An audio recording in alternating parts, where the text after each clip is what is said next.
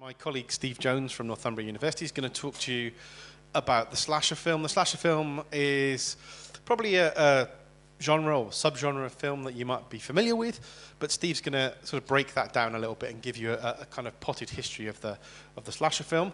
Once Steve's finished, then you're all free to go and enjoy and drink beer and have fun. Just a reminder that if you came in late, if you don't have one of the survey questionnaires, then there's a load of them here at the front. And as I said, please, if you get a moment, just fill it in for us and drop it off at the box office. That'd be most appreciated. Okay, Steve, over to you. Okay, thank you very much. The slasher film is a standard now part of horror history for most of us. It developed in the late 1970s through to the early 1980s. That was the boom period. The reason I like the slasher film so much is because I grew up watching slasher films, but I'm also, having grown up watching slasher films, I'm very aware of the reputation of these films, especially during their boom period. They were critically vilified as being without art and without tradition. I think that's the case for most new subgenres in horror, but it's most notable for me with the slasher films. What I want to do in giving you an outline, really, of some of the major tropes and of the slasher film and talking about how the slasher film developed, is to make a case that very quickly the slasher film developed its own form of tradition, its own conventions that have carried forward into horror more broadly since the late 1970s. But also that the slasher films from the very start were very creative, so they also had this kind of artistry that they were denied by critics at their outset. In order to get to any of the conventions of the slasher film, I think we need to step slightly further back to see where the slasher film came from, because obviously it didn't just appear out of nowhere. The origins of the slasher film are contested, but there are a number of candidates for the first prototype slasher film. Here are two of them, Michael Powell's Peeping Tom and Alfred Hitchcock's Psycho, both from 1960. What these films bring to the table that is carried forward into the slasher subgenre are two elements. One is a focus on human killers rather than supernatural entities such as werewolves or vampires and so forth, but also a focus on those killers as anti-hero protagonists. We follow the killers, and that, you'll see, stems forward into the slasher when it really takes off in the late 1970s. The other element that these two films bring to the table is that they were both critically vilified when they were released. Infamously, the release of Peeping Tom virtually ended Michael Powell's career. So even though these were respected directors, as soon as they released these kinds of films, they were critically denounced. And that reputation also carries forward into the slasher film. That was built into what the slasher film was before the slasher film was invented. Here are two other candidates for the origin points of the slasher film, which are both examples of Italian gialli film. What the gialli bring to the fore here are really killers, anonymous killers who we don't know their identity, stabbing people with pointy objects, and that becomes part of what the slasher film is too. Essentially, gialli were murder mysteries, and you can see how that carries forward into the slasher film with anything like Graduation Day, for instance, which is essentially just a murder mystery where we're not supposed to know who the killer is, who's killing people with the pointy objects. That is, unless you have the same DVD copy that I do of Graduation Day, where it's got a two-line synopsis on the back, and it tells you who the killer is in the first sentence. And both times I've watched Graduation Day, I happen to have read the synopsis beforehand, and I've been extremely bored and baffled as to why I'm supposed to be compelled by the narrative. Watch out for spoilers with the slasher film, is what I'm saying. Here are some other candidates for proto-slashers, including Sergio Martino's Torso, which hopefully you saw last night from 1973, Black Christmas and Texas Chainsaw Massacre from 1974, and the often ignored but brilliant The Town That Dreaded Sundown from 1976. What these films bring to the table is a focus on masked killers picking off individuals one by one, usually in closed locations. So by the time we get to 1978, which I'm going to call Deborah Hill's Halloween now, because let's face it, the direction is pretty bad. I'm alone in saying that, but I don't really rate John Carpenter that much as a director. Halloween in 1978 and Friday the 13th in 1980 both really pinned down the slasher formula as we come to know it. So by the time we get to this, we get a distillation of all the elements that I've referred to so far. And this time we get masked killers picking off usually teenagers in an enclosed location one by one. And we typically follow the killer as the lead protagonist, especially as we enter into the terrain of sequels with these properties. Since the slasher killer is really our key focus in the slasher film, in order to understand more about what the slasher film is, we need to think about what motivates the slasher killer. What I'm going to say for the rest of the talk is going to be in very broad strokes, because necessarily I'm trying to outline the history of a subgenre. In outlining anything about the motives of slasher killers, I'm going to ignore a lot of what makes the slasher film as a subgenre interesting.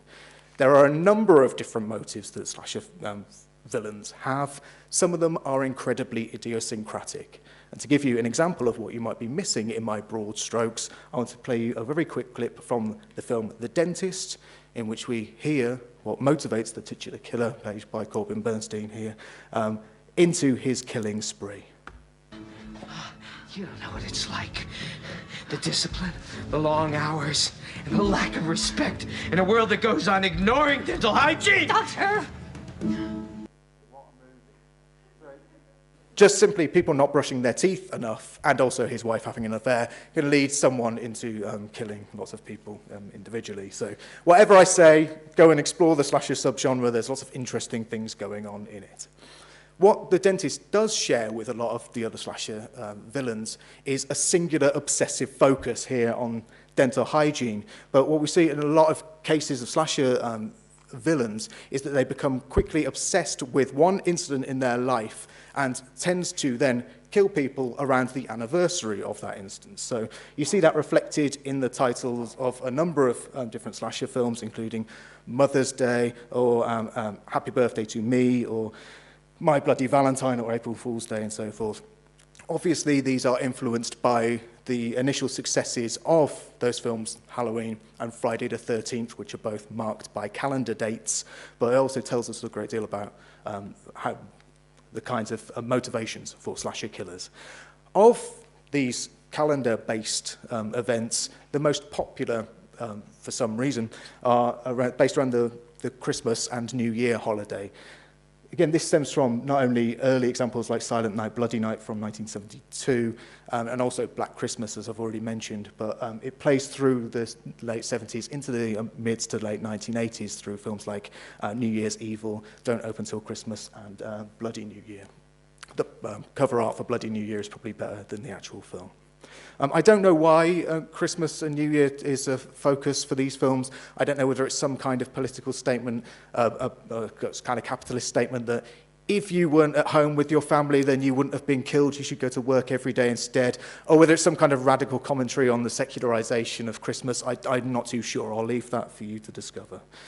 Another thing that motivates the slasher villains is a marked focus on territory. When people watch the Friday the 13th sequels, they often make the mistake of thinking that Jason Voorhees is seeking revenge, and this is often how it's portrayed in the series itself, is seeking revenge for the death of his mother at the hands of camp counselors. Actually, what Jason seems to be motivated by is protecting his territory. So anyone who strays onto the grounds of Camp Crystal Lake is likely to become a victim. You can see the same kind of focus on territory, again, relayed in the titles of some of the key slasher films, including Hospital Massacre, Home, Sweet Home, Blood Theatre, or Nightmare Beach, all of which place the locations at the forefront. Of these, again, much like Christmas is the predominant calendar focus for these films, there is a specific location that gets more attention from slasher killers than any other, and that is the high school or college. Because the predominant victims in slasher films are teenagers, and there are only so many excuses you can get for getting teenagers out to where the killers are. For instance, in Texas Chainsaw Massacre, they're traveling to a Lynyrd Skynyrd concert and their car breaks down and so forth. Instead, it makes much more sense to bring the killer to where the kids already are. And so that's why we get so many films centered around high schools and college campuses. Unfortunately, or maybe fortunately, depending on your perspective, what this means is that there's an enormous focus in the slasher film on teenagers. And what that means is we get a lot of this kind of thing. I read another magazine, I stare into the TV screen and shout what I am a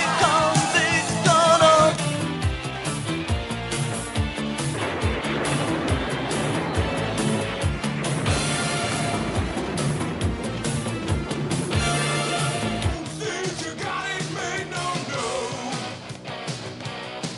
you're wrong.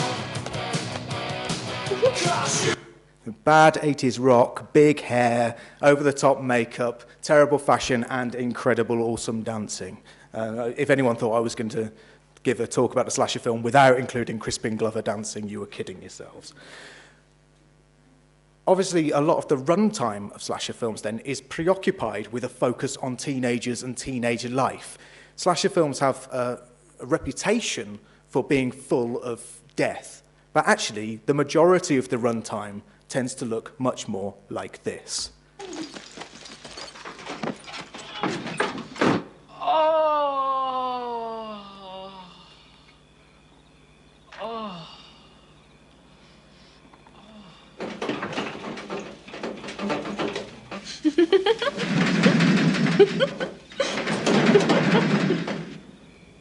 You gonna get it, bitch. Oh, lighten up, Demon. You'll feel a lot better after you shit. I feel a lot better when I'm out of here. This shit box is gross. Ooh, baby. Hey, baby. Hey, baby. Ooh, baby. Ooh, baby. Ooh, baby. Ooh, baby. Ooh, baby. Hey, baby. Hey, baby. So we get like 75 minutes of this kind of thing with a couple of minutes of killing in between. Now, one of the oddities of the slasher film is that this ends up being some of the most appealing elements of the slasher film. I know I'm not alone in thinking this is quite endearing, because if, for instance, you were preparing a talk about the slasher film and you went onto YouTube to try and find this very clip, what you might be confronted with is some of the fan material surrounding this particular event, including this.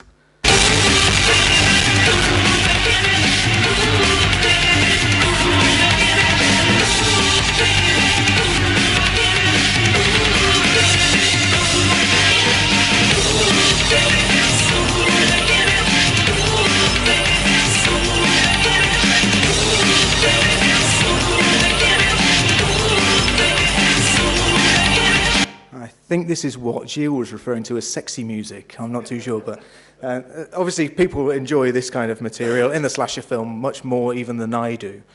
Of course, if you get teenagers by themselves without parental supervision, which is often what happens in the slasher film, there's one activity that they get up to more than any other, and that's this kind of disgusting happening. The kids fucking just so juicy, dude.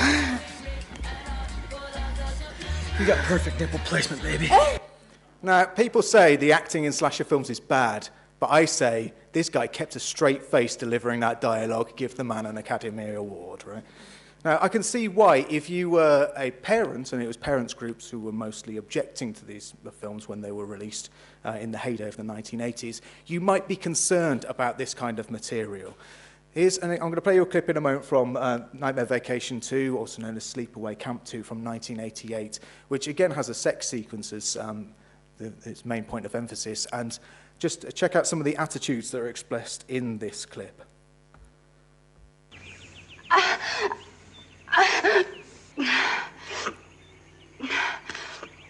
Thanks a lot.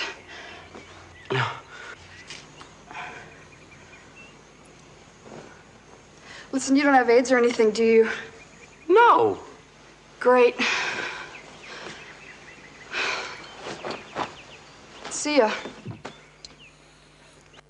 Now, while this sequence is obviously played for laughs, being at the height of AIDS panic, I can see why if I was a parent of a teenager, I might be concerned by this particular attitude to unprotected casual sex. And that seems to have been a focus for many of the parents' groups who are objecting to this kind of material, especially when those instances of sex were juxtaposed with depictions of death. Of the concerns raised around the slasher film, however, there's one in particular that caught the media's attention, and that's the spectre of misogyny, which I'm going to spend a couple of minutes unpicking.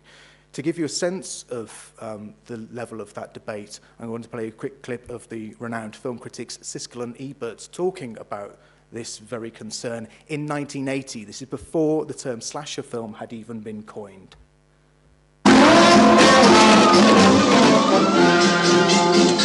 A disturbing new trend at the movie box office. Recent films that have some very ugly things in common. All of these films are thrillers featuring extreme violence directed at young women.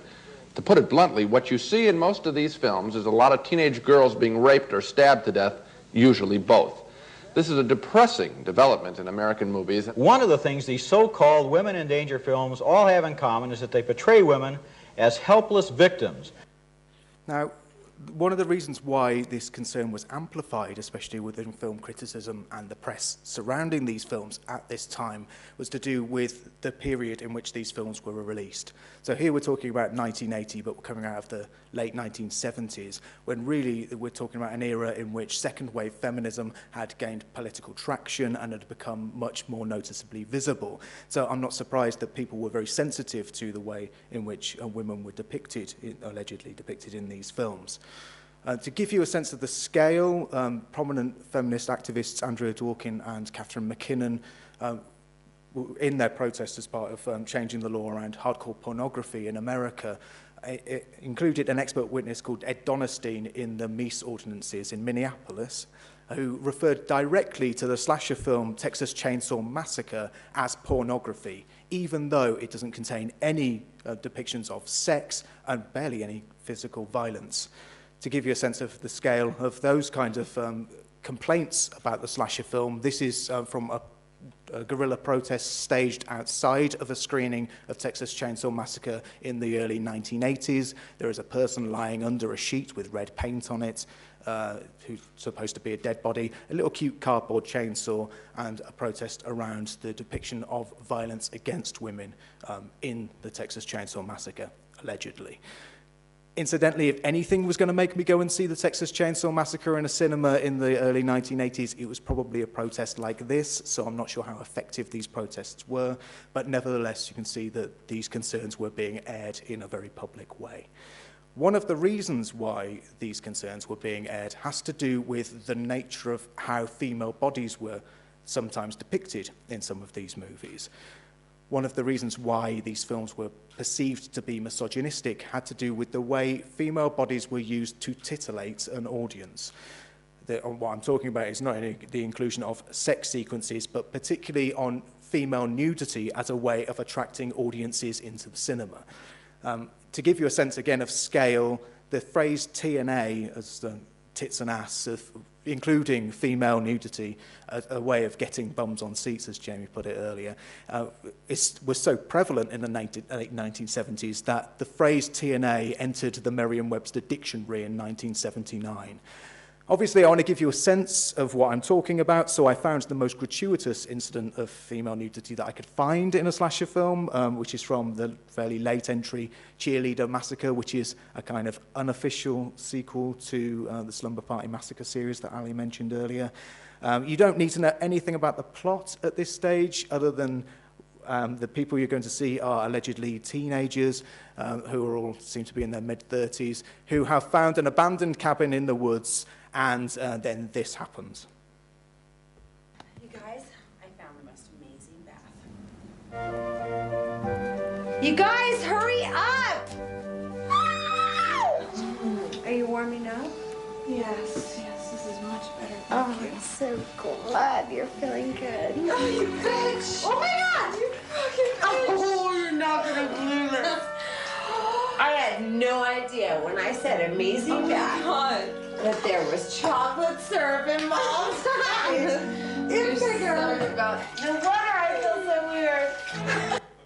Maybe it's just the obsessive neat freak in me, but I've never understood this combination of chocolate syrup and a bath. At least have the bath after the chocolate syrup, right? Obviously, I've cut this down quite considerably. This sequence lasts 2.5 minutes of unbroken runtime in this movie, and clearly blurs the lines between titillating softcore pornography and horror. And on that topic, that's one of the reasons why this kind of incident is so prevalent in the slasher film, that when hardcore pornographers are wondering what sort of plots they should use to find excuses to show sex sequences, some of them have lent towards the slasher film. And it's surprising how natural those sex sequences, hardcore sex sequences, fit into a film like Camp Cuddly Pine's Power Tool Massacre, because it's such a regular part of what the slasher film is and does. Where that becomes slightly unnatural for me is with films like A Wet Dream on Elm Street, which is one of about a dozen Nightmare on Elm Street porn parodies, which I have a little pet interest in because I can't think of anything less sexy than Freddy Krueger's face.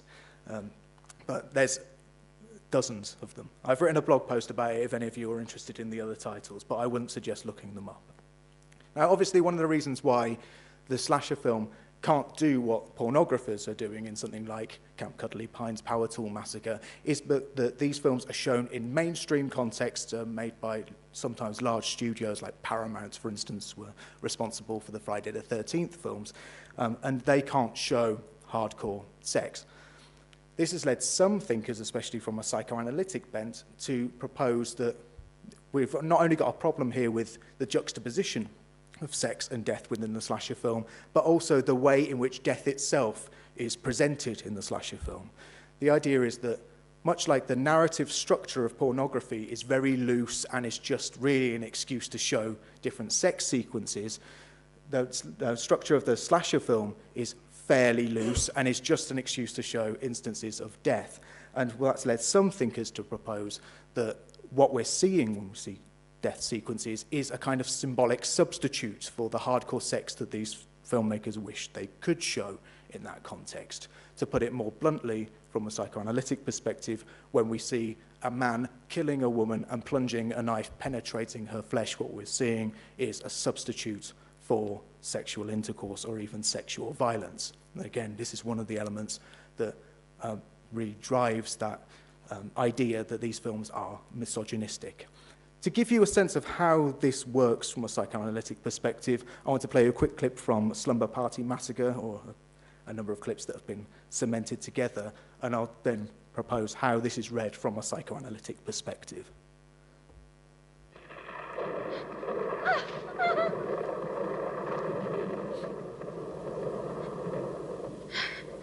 You're pretty. You know you want it. You love it.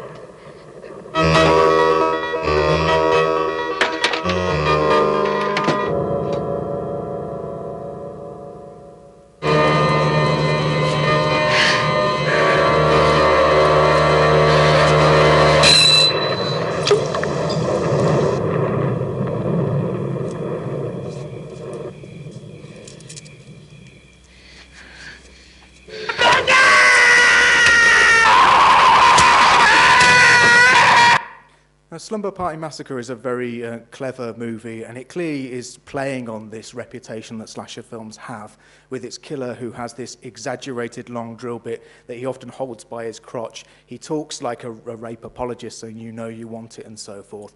And in this sequence, we see someone taking him on by essentially finding a weapon that's bigger than his, and as soon as she smashes it against his drill bit, he has been symbolically castrated. And at that point, she can defeat him because he's lost all his power. How convincing you find that reading is entirely up to you, but it's one of the common readings of the slasher film that developed in the early to late 1990s.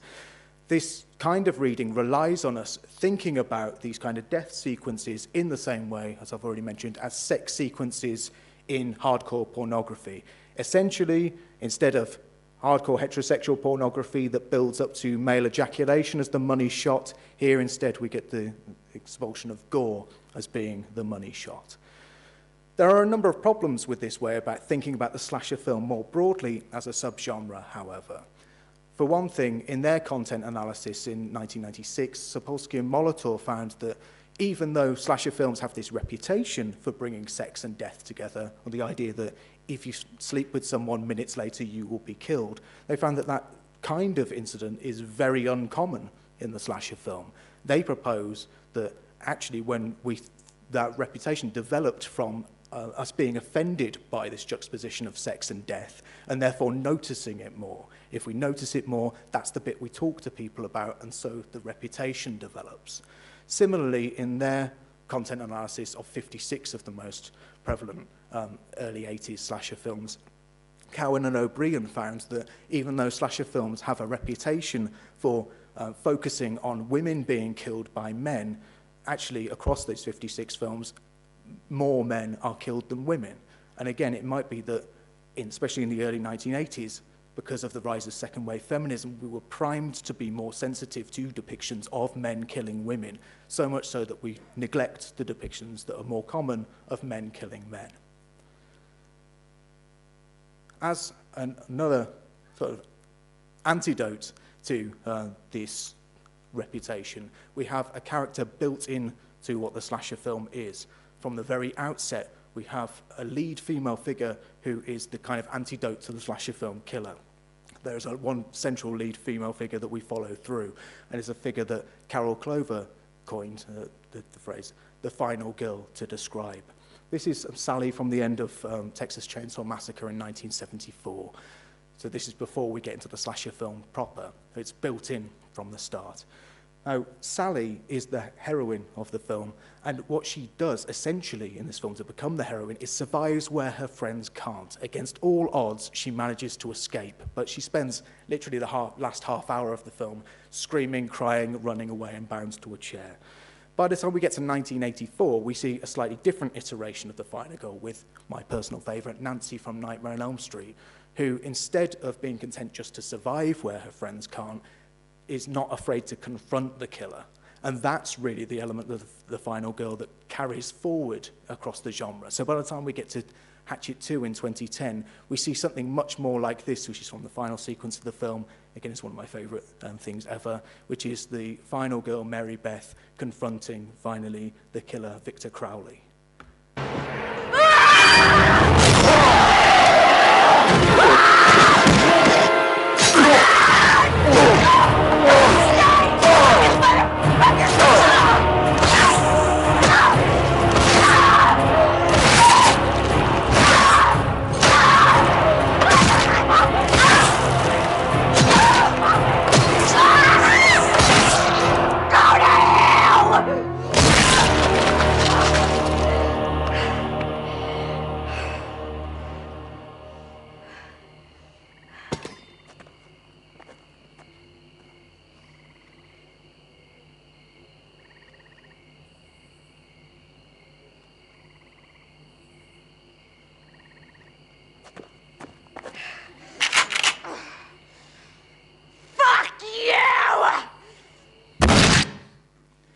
So by the time we get to the late 2010s, what we're getting is that not only someone who's content to survive, but someone who's not going to take the killer's shit anymore and is going to take them down at all costs. And whether you think that this is an antidote to some of the other kinds of representations we get of women within the slasher film, or whether this is an excuse to show female nudity as the object of desire for an audience, I will leave up to you. I have no answers either way. It may be just that there's an irrevocable tension at the heart of the slasher film where it's trying to do two things that it can't really resolve simultaneously.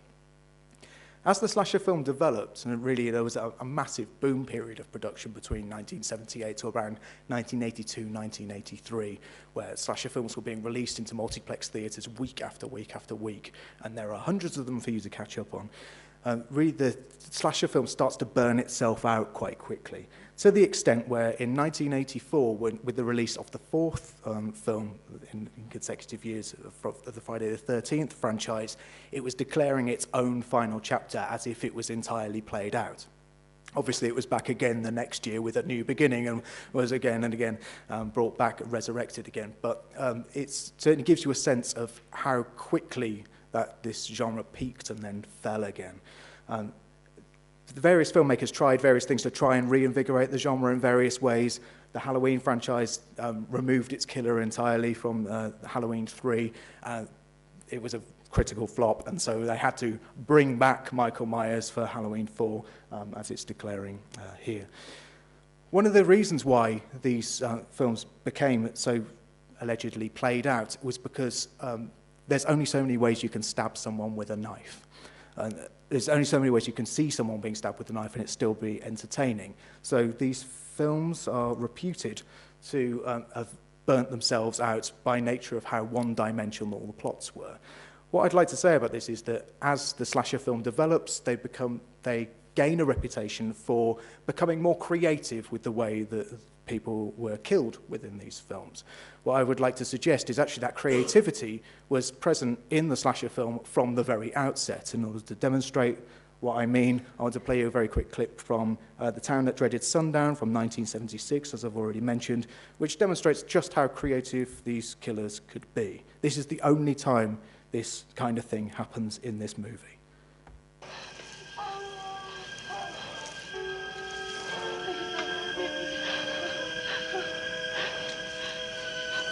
Oh.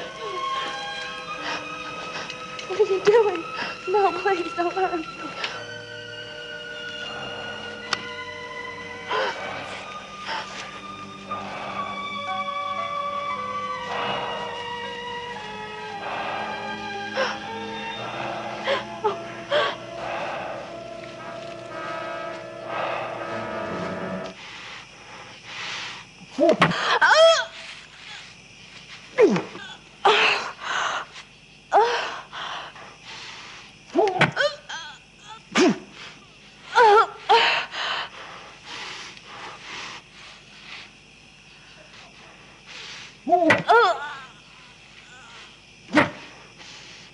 Now, if this film had been made in 1989, you might have thought, well, these filmmakers are really running out of ideas when they've got to have the killer find a trombone in the woods, tape a knife to it, and give someone an aggressive tromboning. But this is from 1976, which suggests that these filmmakers were already thinking in quite creative ways about how they were going to kill people. When people use the phrase creative killing, actually what I think they've got in mind is something much more like this, which is from Intruder in 1989. Oh, no! No!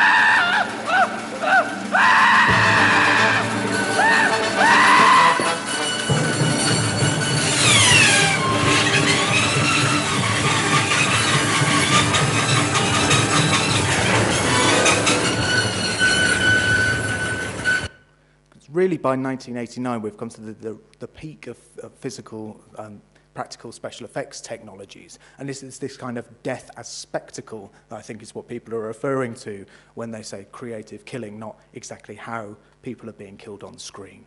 One of the problems with this kind of depiction is that it is blatantly fucking awesome. And the problem with being an audience member in watching this is probably the moment I'm going to cheer and say, hooray, this is really giving me what I came to the cinema for.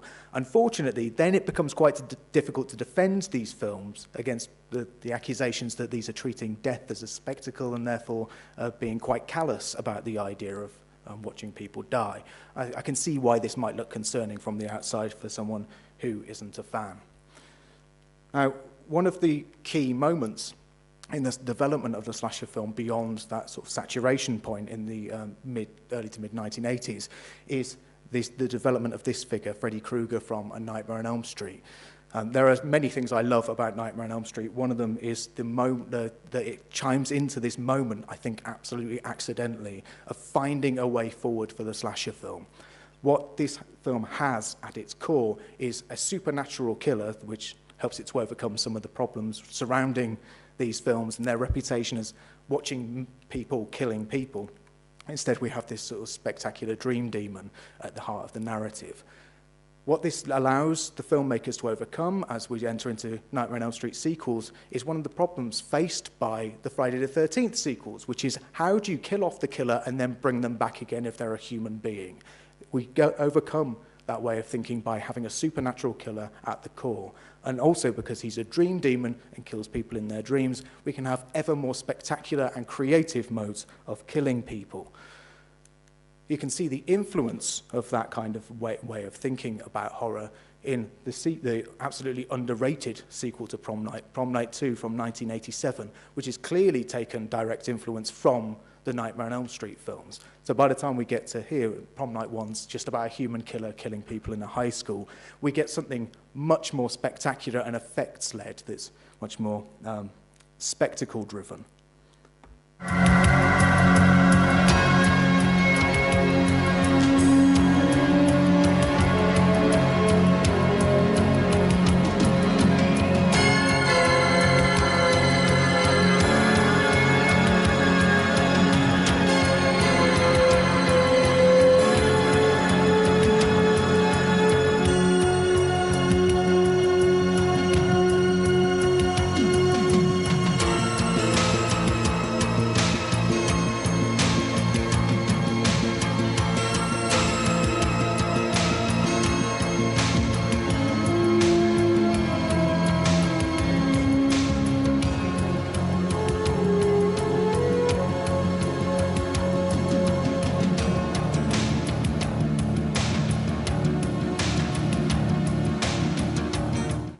Arguably, Prom Night 2 owes more to Carrie than it does to some of the other slasher films, but nevertheless, because it's a sequel to a slasher, gives you a sense of how the slasher film was developing as it moved through the late 1980s, into the early 1990s, when we see many more supernaturally based or paranormal kinds of killers entering the slasher sphere, including the possessed doll Chucky from Child's Play, or the urban legend-made flesh Candyman, or even as we move into the 90s, the mutant killer Snowman, Jack Frost, or the killer confectionery, the Ginger Dead Man, or even if we're going to go that far, the killer condom, which once and for all demonstrates that if you have sex, you will die. Another way in which these filmmakers overcame this saturation point, and as they were developing forward, is by changing those locations that I indicated were so important earlier on. By, for instance, taking killers into space in order to reinvigorate the genre by just taking them outside of their normal locations. One of the powers of this kind of blurring between horror and science fiction or sci-fi is that it allows the killers to explore new, more spectacular ways of killing in unfamiliar locations in the future. However, this kind of blurring between genres, well, again, it was nothing particularly new for the slasher film, because even in the very early instances of the slasher film, we see, for instance, horror being blurred with martial arts, as Chuck Norris roundhouse kicked his way through the presence of a killer in Silent Rage, or even this incongruous sequence from the film Pieces, which uses not only the aesthetics but the martial arts action as a way of entertaining its audience in between the killings.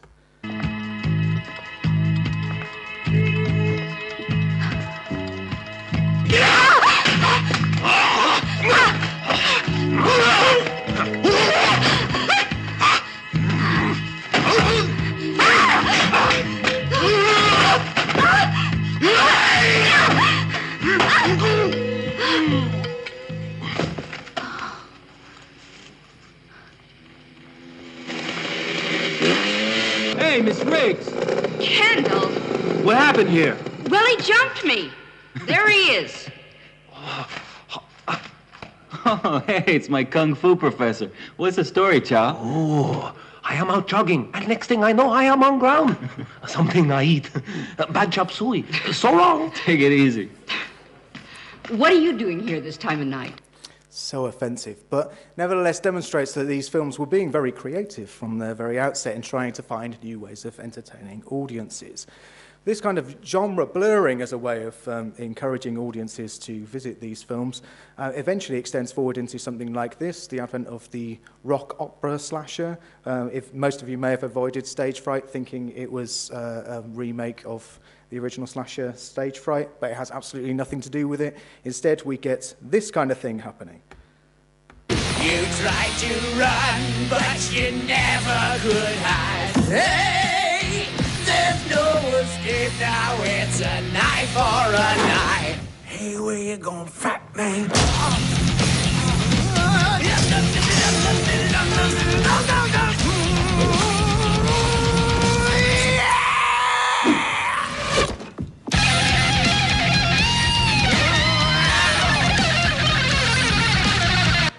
whole film is like that. It's wildly entertaining, thoroughly recommended. One of the ways in which the slasher film found its a way of developing beyond as we moved forward into the 90s was not just via its leanings towards the supernatural, but also towards postmodern or ironic takes, allegedly, on the slasher formula. Most famously, in 1996, Scream was released, and it was reputed to poke fun at what had become a stale and saturated subgenre by including characters who were very aware not only of famous slasher films that had come before, but also the conventions of slasher film history. One thing that bothers me about this reputation is that the only reason Scream works as a film is because it works very conventionally as a slasher film and adheres to those conventions. And actually, many of the films that followed from Scream, which were dubbed postmodern, lack that kind of reflexivity. Instead, what we get in films like I Know What You Did Last Summer is not quite traditional slasher films, but with a reinvigoration of the sort of teenage aspects of these films by taking teenagers who had made their cut their acting chops in television and inserting those to really deliver the sort of teenage angst elements with a bit more credibility than in some previous films. One of the reasons why I don't think that the idea that these films were really doing anything interesting by being postmodern and self-reflexive is that that ignores a key element of what the slasher film always was. So even as early as 1986 with something like Friday the 13th Part 6, which is the best one in the series and you should all go and watch it, we get a very clear indication that the film's very aware of what it is and includes a great deal of comedy as it moves forward. Or in the film Return to Horror High, for instance, is very self-reflexive about what it is as a horror film. It's set around the filming of a horror film. So when anyone says something like The Final Girls, which is a very different thing to what Ali was talking about earlier, which is set around a film within a film as a slasher film premise, when people say that that's doing something really original and reinvigorating the genre, really what they're saying is, I don't know much about slasher film history or the kinds of films that came before it, because actually it's just doing something that the slasher film has been doing for a great deal of time. Rather than thinking about postmodernism, I think it's much more interesting to think of what the slasher films have become more recently as meta-modern texts. So rather than when postmodernism is marked with a kind of ironic detachment and apathy about conventions, what meta-modernism does instead is keeps that sort of ironic take on the world, but mixes it with a kind of nostalgic sincerity. To give you a sense of what I mean, I want to play you a clip from one of my favourite of the meta-modern slashers, which is I Didn't Come Here to Die, which is based around the premise of kids going out into the woods and being picked off one by one. But the deaths end up looking much more like this. Hey! Gotta wear your headgear! No! It hurts too much. My friggin' goggles. Okay, it's your face.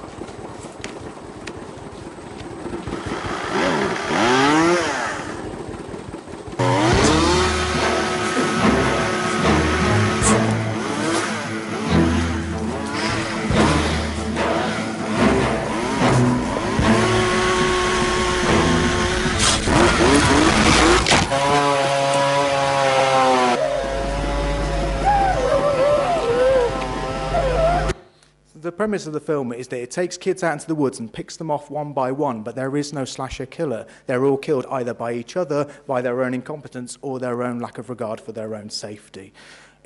What this film does is it works very well as a standalone picture, but it works even better when you understand the conventions that it's playing against, that you understand that there is a series of films that have come before it where teenagers are being picked off one by an anonymous killer, and then you can understand the contribution it's making to the genre, and that's really what I mean by it being sincere. It's a kind of love letter to what has preceded it. Another different kind of love letter to the slasher film is in something like this, Dubrow Party Massacre 3, There Is No 1 or 2, which harks back to the sort of VHS era. It has a VHS aesthetic. And it's clearly exaggerating the tropes of the slasher film, but it does so as a kind of love letter. It's saying, weren't these things fucking awesome that we loved about the slasher film? Well, I'm going to amp them up to 11. Here they are. And we're expected to cheer along with it, like, yeah, I remember that. They were brilliant. And that's what I mean by that kind of sincerity. The other way that the slasher film has survived is via, most commonly, reboots and remakes of older properties, including, most recently, the reboot, I don't know what it is, I've lost track of Halloween. One thing that seems to bother many fans of the slasher film is that these films take the normative plots and conventions of the slasher film and include a kind of glossy aesthetic, bringing them up to date with where we are in filmmaking today. Many of these films are critically reviled and are reviled by fans, but what I would like to suggest is actually that makes them probably much more like the original slasher films that we'd give them credit for, which were also reviled by critics and often disowned by fans. What's clear, I hope I've made clear through this talk about the slasher film conventions and how it's developed, is that the slasher film has become a key part of horror film history. It's a key subgenre, and it's one that seems to find ways of surviving precisely because it has tradition and artistry, unlike the critics proposed originally. Thank you very much.